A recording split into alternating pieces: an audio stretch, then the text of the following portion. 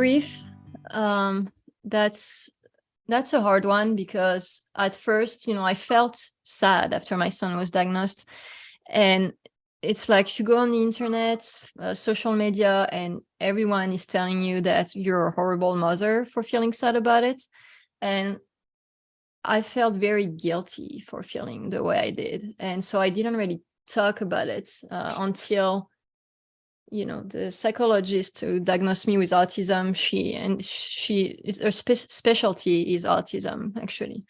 And I ended up opening up to her, right? She's a psychologist, became my therapist. And she told me, oh, but that's totally normal, what you're feeling. I was like, what? Everybody's telling me that it's not normal, that, I'm a horrible person. But it's really not a big deal. I mean, it's, if you stay in your grief and like you don't move on and you hate your child, that's one thing. But like feeling sad about the life that your child will never have, about all like the things you wanted for them, like things we take for granted, like I never thought, and maybe that's my fault, but like I would have to take care of my son for his entire life, plus after I'm dead, because that's a reality for many families who have kids on the severe end of the spectrum, is that it doesn't end when we pass away. We need to make sure that they're taken care of after we die, and I just really wanted my son to be happy, and I don't know if he is. First of all, he can't tell me. But also, like, there are so many things that he'll most likely never do, talk is one of them, but like self-care things, the way he hurts himself, self-injurious behaviors, the aggression sometimes on his, brother and us and other people, the way he puts himself in danger because he doesn't understand, like he sees water, he thinks that's fun, so he runs, but he doesn't know how to swim. Running in front of cars, eating, putting non-edible items in his mouth, all of these things that, like, he deserves to have a life that's not so hard. And us too, as parents, I think it's okay to say it, because it takes a toll on parents to have to be on constant alert, like 24/7, to make sure that your child is like safe, happy. And yeah, it's a lot. So I was really relieved when my therapist told me that it's okay to grieve. You keep hearing how it's not okay to have these feelings, so then you start feeling bad about them and you hide them, so you don't talk about them and less people talk about them, and then we just feel like so alone because nobody is sharing these feelings. So we start feeling like we're the only ones feeling that way, which is absolutely not true. And I think that's why I share what I share, because like I said, I struggle so much, and I'm an only child, and I felt so lonely, I guess, growing up and after my son's diagnosis, because, I felt like a lot of parents, they had kiddos on the spectrum, but none were like Charlie. And, Charlie's really severe, and it was hard to connect. And I found that, now there's a community out there of people who are trying to say that severe autism isn't a thing, that everybody is equally autistic. And so again, parents stop sharing about that, because if they do, they get, insulted, harassed on social media. And I think all of these subjects have become like taboo in a way, when they never should have been in the first place. And I just hope people can start opening up and finding the courage to just not care about the negativity out there, because we need people talking about, the good parts of autism, or like sharing successes, but we also need to talk about what's hard about it, so we can connect. Then when I had the formal, when I had evaluations done, I was in shock. My husband, he just shut down and went in total denial. I'm a non-drinker. I was just raised in a household where both parents never drank, so I never had alcohol, and other than like the college craziness, it's not my thing. And I'll be the first to admit, that I was just like, drinking more Chardonnay than I ever ever could, handle. And my mother, uh, being the crazy hard ass Italian woman that she is, just said, "What? What is this? What kind of behavior is this?" And it's like, "What? Everything's not perfect?" And she's like, "No." She said, "Get yourself together." She goes, "You're a mother." She goes, "Enough of the pity party."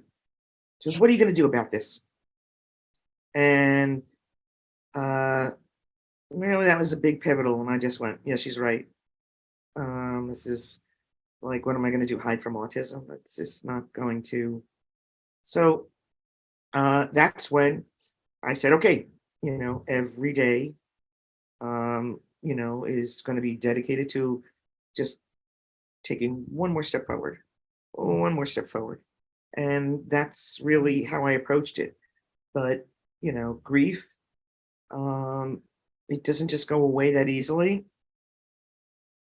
I think what rips your heart out is when you don't realize this until you're an adult and a parent, that I think one of the reasons, um, on that you have children, is, and when the is that you get to live vicariously through your children's lives, and you Mhm. get to relive your memories as a child. So, um, all the Easters and the holidays and the Christmas and the birthday parties and all these things that should give you such joy and pleasure in life. And you know, um, you know, my son was oblivious, and they were actually painful for him. The gatherings, the noise, and I mean, his second birthday was the last one I ever had for him, other than just family with a little cake and whatever.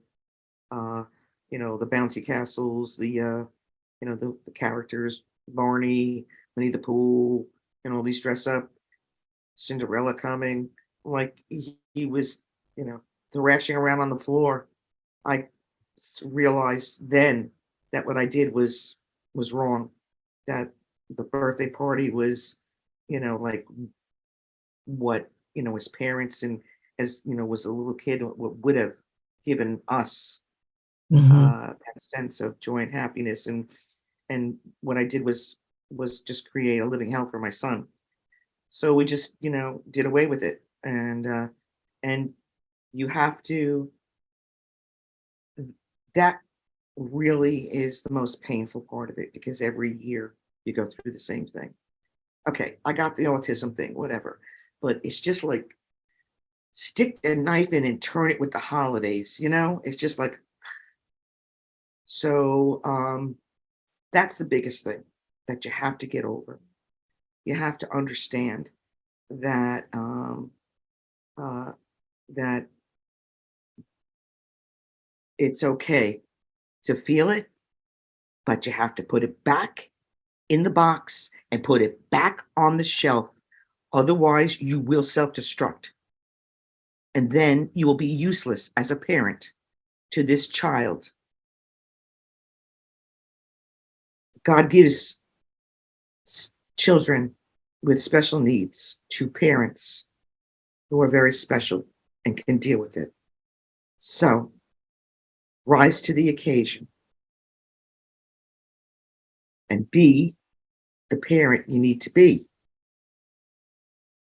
Um, I Yeah. have to say that the poem, Welcome to Holland, by Emily Kingsley, wasn't it? Yeah. Yes, that's the name, or the name of the poem that I love, that, by the way, you introduced me to, which is Welcome to Holland. Mm-hmm.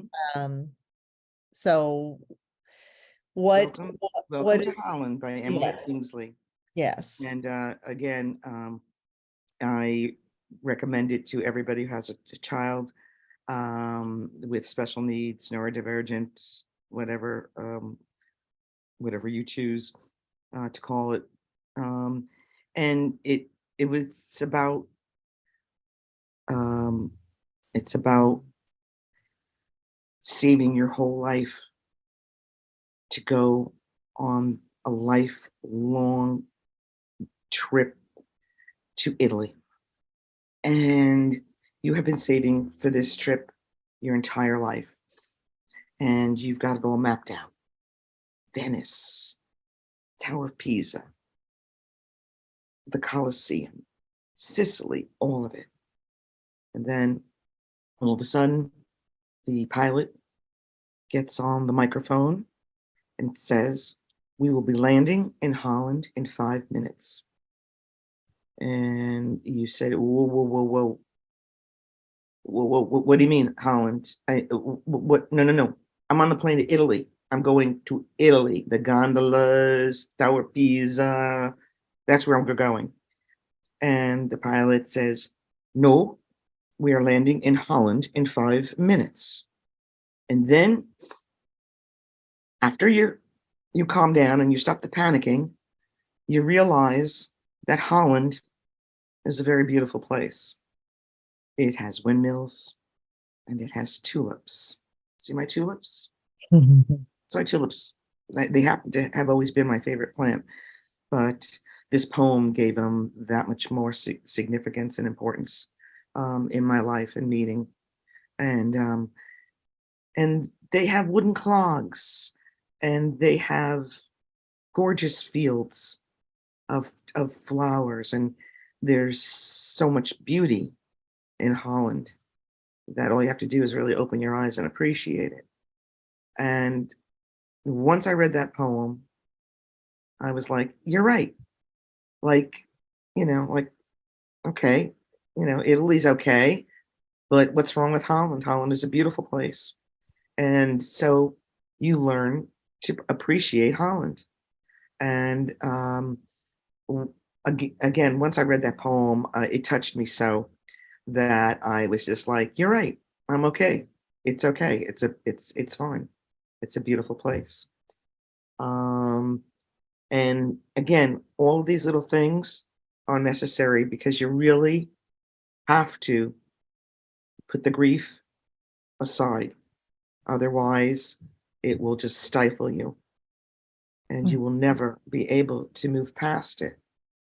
You just got to keep saying to yourself that your greatest contribution to the universe is not necessarily something you may do, but someone you raise. Yeah. That's what we're here for as parents. Yeah. So I keep saying that. And every day you get up, and if we just take one step forward, it's a great day. And I said the same thing, especially for all you moms that are just beginning the journey.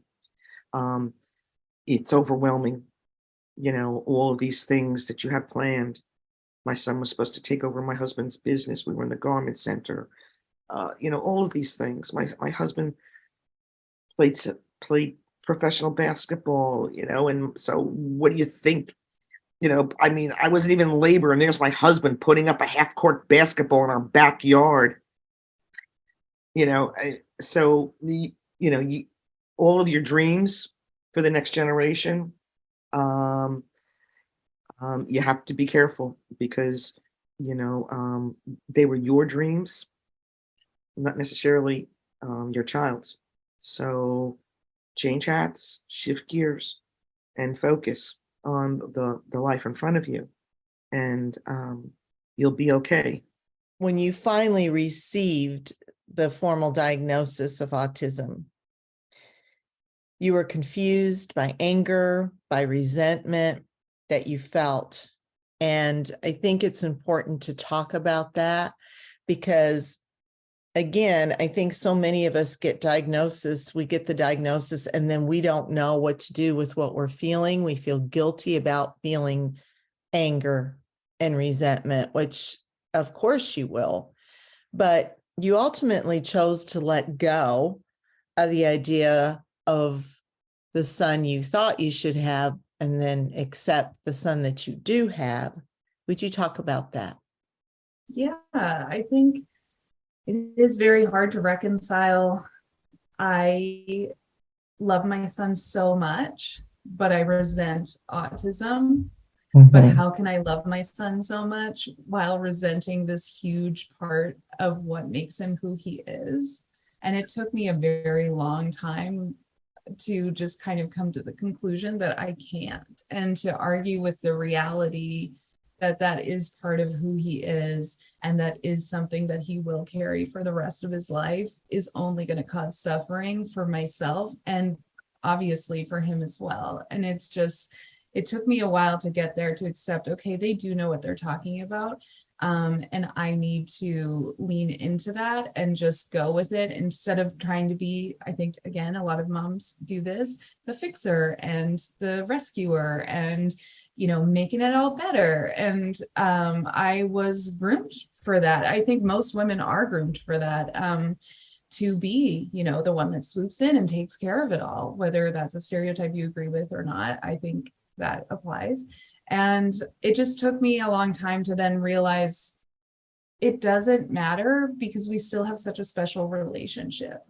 And yeah, I see how this is going to be hard for him moving along, but I can also see that he has a family and a home where he feels so loved and accepted that even when it's hard out there, he's going to come home and it's all going to be as good as it can be for that day, and we'll just take it one piece at a time. And I think, again, yeah, the anger and resentment too is for sure. It is, like you say, here's your diagnosis. Good luck to you. And I had contacted the psychologist, there was a whole team, but one of the psychologists on the team that had given him his diagnosis, and said, this is it. Like, it was one paper, like one little paper. It's like this, yeah, it's autism. This is why, maybe try speech therapy. And I was like, do you not have suggestions for like games or activities or programs or anything? Like, you are qualified enough to give me this diagnosis, but then not qualified to like do a follow-up on how best to support him moving forward. And there was a lot of anger and resentment in that, for sure too. And I think anger and resentment is honestly just like a common theme in my own life that I really need to work on. I have people ask me all the time, well, how do you get to the other side of it? Because there is so much guilt, resentment. There's so much, it's so complex. Mm-hmm. The feelings are complex. And you write about that beautifully, I might add, about the complexity of the feelings that many of us go through, that many moms go through when you receive this diagnosis. You talk about denying the sadness and the pain and the importance of sitting in the fear and the feelings of being lost. Tell us why that is so important. I really feel like it's an important part of personal growth, and it helped me so much, this diagnosis. I'm so grateful for that. It shone a light on all of these things, like the anger and the resentment that I was just feeling in my life in general for like, I mean, I had reason, but that's something for my therapist, I guess, that I had to figure out. But it wasn't serving me in any kind of way, but to just sort of pretend like it wasn't there and just move forward and stuff it down and act like it didn't bother me and move forward didn't help, because then it would just bubble up and boil over because I hadn't actually dealt with any of those feelings.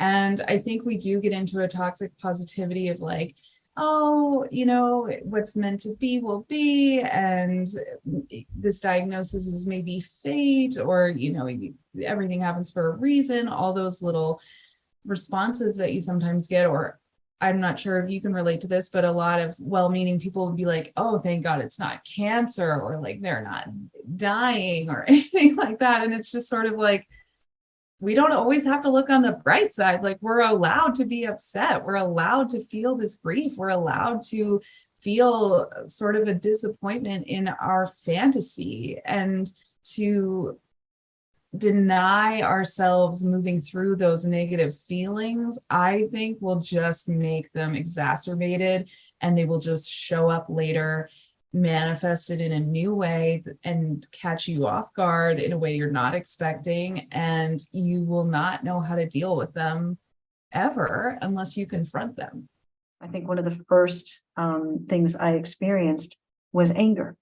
I was mad, and I couldn't speak objectively to anyone about it for a while. And luckily I wasn't terribly rude, or obnoxious, but I did make some, unsavory retorts, so if somebody said to me, I always noticed there was something off, I'd say like, oh, well, of course you didn't say anything. Why didn't you say something then? Or, oh, well, I don't even think it's autism. Are you sure?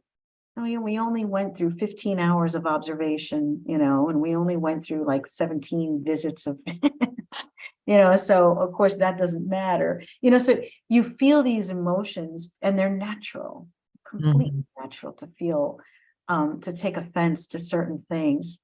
And you can only hope that the people who are trying to comfort you in some way, because they don't know how either, right, when they're approaching you, that they understand at that moment, that you're going through something extraordinary.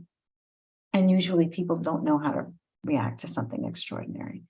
But for me, the anger part still surfaces to this day. It does. It comes up, especially, I would say, mostly during the times of when I'm feeling absolutely defeated, whether it's through a service system, or what we're experiencing, or challenging behavior, which he still exhibits, or if he has a seizure, things like that, that will bring up the anger and those why me moments, tend to surface every once in a while. But I'm lucky that, and I suggest this to all families as well, is developing a set of tools or strategies for how to combat those emotions when they surface. Because you already know they're going to come, and you know that you're going to expect them. So you start to learn self-preservation. You start to learn different mechanisms for dealing with, especially anger and depression and things like that. Depression rears its head more often than not. Sometimes we don't feel it. Sometimes we don't even know we're depressed. For me, seeking, talking, writing is one of my most therapeutic ways of dealing with things. So journaling what I'm experiencing and what I'm feeling is helpful, because you can always refer to it too later. But even dealing with depression, that's one that we have to really tune into our bodies and know what the tail signs are. Are you sleeping more? Are you becoming quiet, distant? You may feel moments of isolation, because that's something that does happen to us in the autism community. Parents feel that way. Their kids are not invited to birthday parties or things like that.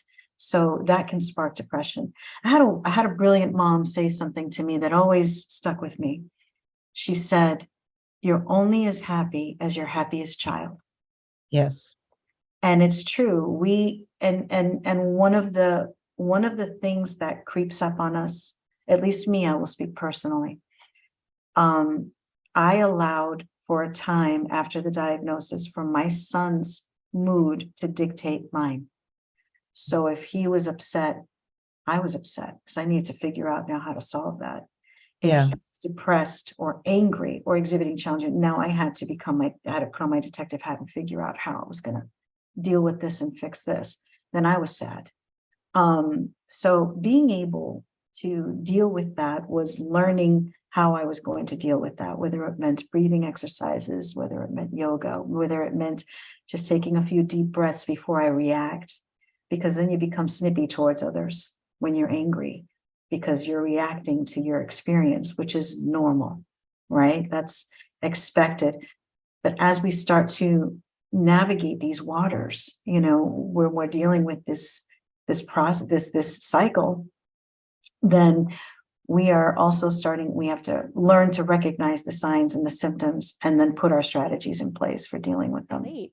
You know? You have all these mixed feelings, like how am I feeling versus how should I be feeling? And, people saying things to you like, well, at least it's not, at least it's not cancer, at least it's not leukemia, at least it's, and people really who are well-meaning, trying to help, kind of try to talk you out of how you're feeling. So what ended up happening to me was about a year after the diagnosis, I hit rock bottom with a severe depression. I had these 2 little kids. I had a toddler with autism that didn't want to be in the same room as the baby. And here I am trying to take care of them both. It was really, really hard. And I never let myself at that time admit how hard it was. Yeah. Yeah, that is very common, isn't it? Mhm. The more moms I talk to, is just like, man, it's it's not exactly the same, but boy, it is very close to hitting that rock bottom, that depression, and not giving yourself permission to just go, oh my gosh, this is so hard. Yeah. Mhm. So the interesting thing I've realized about having a child with a disability is it took anything that my husband and I hadn't dealt with in our lives and put it right at the top. It was kind of like this leavening agent, right? Or like when you pour like oil into water and it just floats right to the top. That's where all of our issues were. My perfectionism reared its ugly head. My, anxiety that I just thought was growing up Italian. Turns out it's not. It's an anxiety disorder. I can relate, because I mean, I had to come to terms with all of these things within myself, that if it weren't for these struggles with my son, I wouldn't be the person that I am today. And that sounds so cliche. And I don't want that to sound like toxic positivity, and what I mean by that is sometimes in the beginning of the diagnosis, a lot of mothers think, okay, well, I'm just going to be positive about it. This is a blessing. And I'm not saying it isn't. There are moments of it being joyful, and you definitely appreciate things that maybe other parents don't. Mhm. But it's hard. And I find that I limit the podcasts that I do and any forums that I do or webinars or groups. I always stress this is for the parents and caregivers. This is not necessarily for people on the spectrum that aren't caring for someone with autism. Yes. Because I don't want them to feel badly about the grief that we're all trying to process. Nobody teaches us how to process our feelings. Yes. I mean, I know you and I are probably similar in age. When we were growing up, Yeah. I was told, what are you crying about? Yes. You don't need to cry about that. We were told how to feel. Mhm. And in our parents' defense, they were trying to make it better, trying to fix it. We didn't know what we know now. Mhm. We now know that if we let a negative feeling come up and we feel it, that it actually only takes about 15 or 20 minutes for it to work itself out. No, that's good news. Yeah. But if we don't feel it, which Uh-huh. most of the time we don't, right? Well, because who has time, right? You're going through your day, something will Right. trigger an emotion and you'll just go, okay, no, let me take a Xanax, or let me get involved in work, or let me, not that there's anything wrong with distractions, but if all you ever do is distract yourself when you're feeling those negative feelings, then they're going to get pushed down and pushed down. They don't go away. No, they don't. They just pop up someplace else. Right. I remember one time I was like pushing it down, and I was in the cereal aisle, and my son was allergic to just about everything when he was a kid. So I'm in the cereal aisle and I'm looking for something he can eat. And I broke down when I saw like my favorite cereal that I couldn't give him, or something. Like it was something minor where I shouldn't have had this reaction, but I literally burst into tears and was sobbing in the cereal aisle. And I'm like, what is wrong with me? Yes, I've had those moments. Like you're like, I think I've lost it. I think something's really wrong with me. Yeah. And it's not, there's nothing wrong with you. You're just feeling a lot of emotion. And grief is funny that way. Grief comes out of nowhere. It does. And Ugh. if we can recognize it as that and go, oh, okay, I know what this is, it's a little bit easier to handle. Then we're not going down that rabbit hole of something wrong with me. I must be crazy. I must be a bad mom.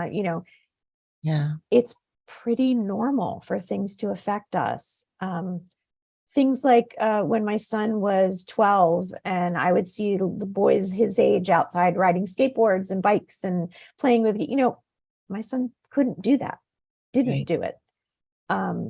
That was hard. Usually, and parents tell me a lot that they do this too. Prom season, I stay off of social media. I can't, Yeah, it just panics and go, oh, instant like sadness, because it's another life experience that we as parents are not enjoying, whether your kids go or not. The fear of what is this going to be like? Should they go? Should they not go? Exactly. It's just another life experience gone that we hoped and dreamed of. Yes. So I think, at least for me and my husband, we eventually got to a place where we were like, you know what? This is our life and we get to make it look the way we want. And there aren't any have-tos, really. We just do it the way that we know works for Ben and works for us. Yeah. The works for us, I think, has become more important. I know the child is the center of the universe when you're raising them, because it's hard for them not to be. They have so many needs that you have to address. But after a while, we would check in with each other, okay, we got invited to this birthday party. Do you want to go? Are you up for going? Do you want to go and take 2 cars so that both kids can go? And if Ben has to leave, one of us can go. It became very strategic. And I kind of got over eventually that feeling of, oh, woe is me. Why do I have to do this? Right. Right. Why did this happen to me? Mm-hmm. Stuff happened. Why not me? Yeah. I always talk about how many layers of different emotions that we go through on our journeys, and that, and I've talked about this before, but that you can be in all the stages of grief at once. Oh yeah. In a day, right? Yeah, you can go I'm in all, I can be all over the place in a day, depending on especially different stages of the journey of what was going on. And those rough times, eggshell living, stress, judgment, all of it together is a lot. It is. And, it's funny, Bridget, I teach a parenting class called First Put On Your Own Oxygen Mask. And yes. And I do give a talk. I know you had Dr. Rita Eichenstein on your podcast, and she wrote this fabulous book that I actually devote one session of my class to what she covers in her amazing book. And I have the stages of grief, listed out on this one PowerPoint, just 5 circles. And I have, I said, people like to think it's like this progression through the stages. And then the second slide is a whole bunch of scribbles just all over the place, connecting them, because it's so messy. You can feel all those emotions even at once, right? Oh yeah. I could be having a great day, and all it took was a phone call from the school, and I was hitting them all. And also, the fact that we do have a relationship with grief. I even name grief, and I have this whole relationship with my grief. Where is your personal grief at now with your sons? So speaking of mixed emotions, yes, right? We feel them all.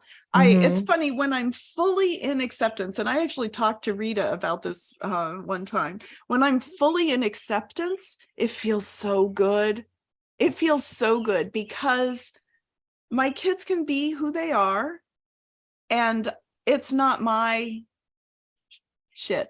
Sorry to say it that way. It's not my shit. That's their shit, right? Yeah. And so I I can just be like, oh, that's really hard for him.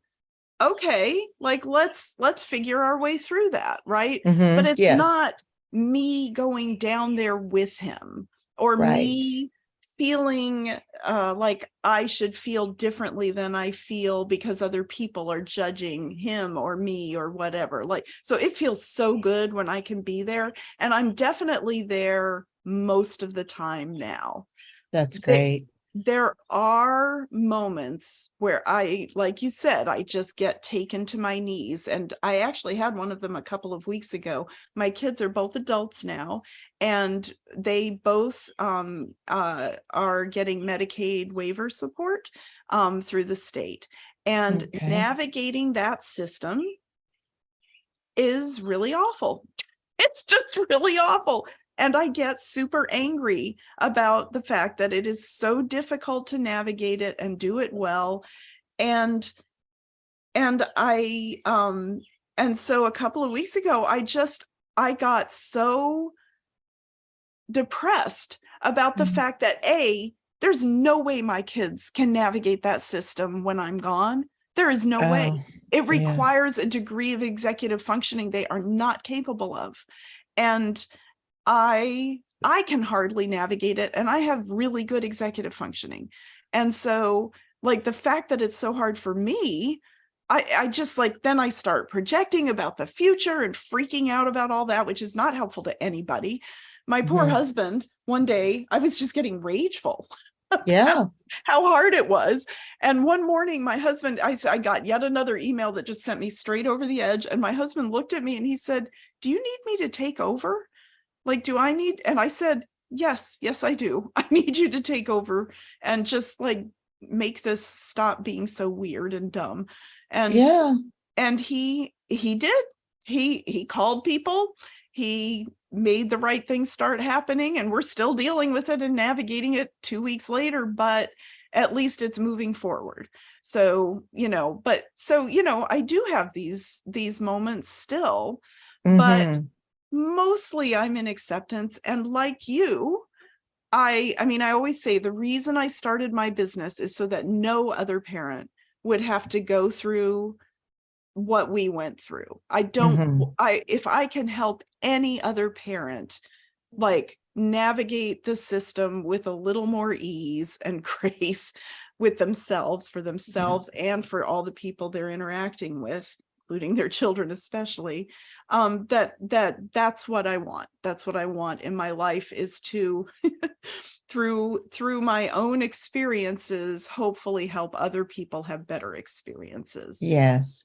Sometimes when children with disabilities hear grief upon diagnosis, as a parent being disappointed in them, or it's something negative about the child. And so doing this grief series, and you're the last person I'm interviewing for this series, I don't want to end this series without talking about the intention behind that.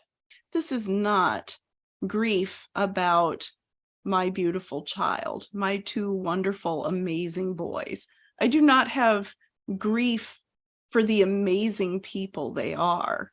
What I have grief for is that they have to work harder to be in the world than other kids do and other adults. And I never wanted that for them. I never wanted that for them. I wish that I could take that away from them, and make it so that they would have an easier time navigating the world.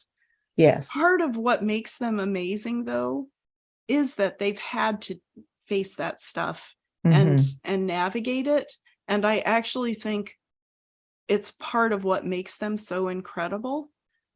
But for me, that grief that I had to work my way through was about wanting their lives to be easier, wishing for more, for the world to just be kinder than it is. And, wishing that they would have an easier journey than I knew they were going to have. Yeah. Yes. It's a very typical feeling for a parent, even if your child doesn't have any disabilities. You don't want anyone to Of bully course. them, Right. or you don't want to see your children suffer on any level, although that is part of being a parent. Yep. But we have these expectations. Well, a long time before I became a parent, I thought, oh, it's gonna, I never thought about the challenging pieces of it. So I Right. think the grief is just the fact that we don't want our children to suffer, and our mama hearts are hurt because Yeah. we know that life is hard anyway. It's just going to be a little harder. But my son, I know I can speak for myself, and Joseph and I are very close, and he knows that he is my best teacher, and I'm a better person because of my son, Joseph, and because of this diagnosis. So it's not Yes. about fixing or changing. It's about understanding and growing and growing together on this Yeah. journey. Absolutely.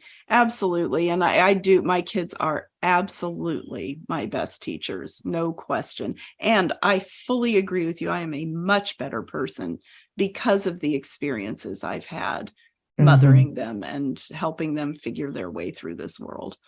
Yeah.